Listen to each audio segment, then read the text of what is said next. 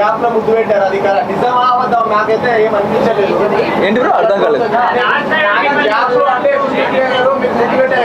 Eliminate అయినప్పుడా అంటే task అప్పుడు పెట్టారు. అంటే టాస్క్ లో మీరు సేవ్ అయ్యారని చెప్పి అని చెప్పి గ్యాప్ లో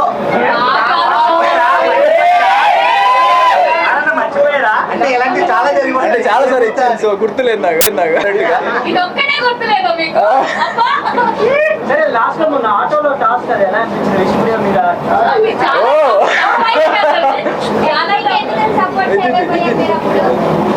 చెప్పండి. విష్ణుప్రియ అదేమైందంటే యష్మి దగ్గరలో ఉంది, అంటే నాకు దగ్గరగా ఉంది, పుష్ చేయడానికి ఈజీ. విష్ణు చేయొచ్చు, బట్ ఏమైందంటే తేజ రోహిణి వెళ్ళారు బయటకి. తర్వాత విష్ణు యష్మి ఉన్నారు, యష్మి నా దగ్గర ఇక్కడ వచ్చింది. సో ఈజీ అని పుష్ చేయడానికి. తర్వాత విష్ణు దగ్గర వెళ్ళిన తర్వాత విష్ణు పుష్ చేసి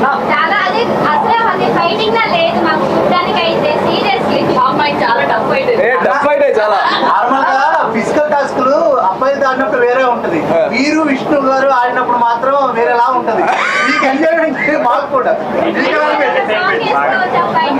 ఎంజాయ్మెంట్ ఏం లేదు అక్కడ, సీరియస్ రైవల్రీ ఏం లేదు కదా. సో అది ఫన్ అంటే అమ్మాయి కదా, సో కొంచెం స్లోగానే పుష్ చేసిన అక్కడ. నీకు డిఫరెంట్ గా అనిపిస్తుంది నాకు తెలుసు.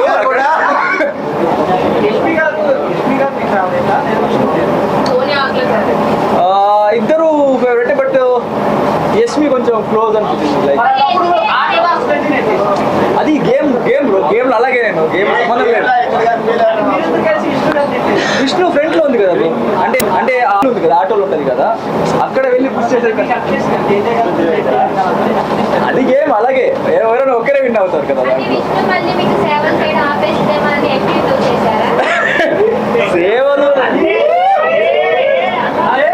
సేవలు అంటే ఏంటి మీ ప్రకారం?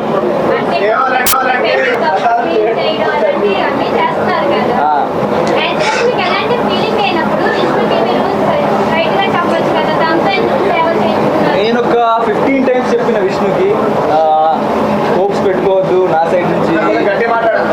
నేను చెప్పిన విష్ణుకి డైరెక్ట్గా ఒక 15 times చెప్పిన, లైక్ ఏమి హోప్స్ పెట్టుకోవద్దు, నాకు నేను కెరియర్ ఫోకస్లో ఉన్నా, నాకు ఈ లవ్ అవన్నీ సెట్ కాదు, నా క్యారెక్టర్కి సెట్ కాదు, మీరు చూసుంటారు. అది 15 times ఒక క్లారిటీకి చెప్పిన విష్ణుకి. అక్కడ బిగ్ బాస్ ఇంట్లో ఒక 15 members ఉంటాం మేము. ఒక 90 days 15 members-తో ట్రావెల్ అయినప్పుడు 24/7 ఒక్కరినే చూస్తున్నప్పుడు ఆటోమేటిక్గా ఆ ఫీలింగ్ వస్తుంది.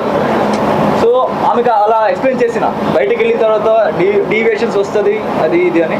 బట్ ఆమె 1 week సైలెంట్గా అవుతుంది, అర్థం చేసుకుంటుంది. బట్ తర్వాత నేనేమైనా మంచి క్యారెక్టర్ చూసి మళ్ళీ అట్రాక్ట్ అవుతుంది.